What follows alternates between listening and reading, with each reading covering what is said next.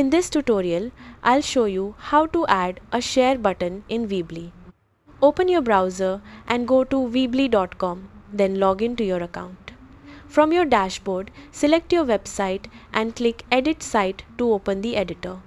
Once you're inside the editor, click on Apps at the top menu. In the App Center, use the search bar and type Share. Find the Share Buttons app, click on it, then click Add and connect to install it. After that, go back to the editor and make sure you're on the Build tab. On the left side, scroll down to Installed Apps and find the Share Buttons element. Drag it onto your page where you want the share buttons to appear. Click on the element to customize the platforms, layout, and style. When you're done, click Publish to make it live.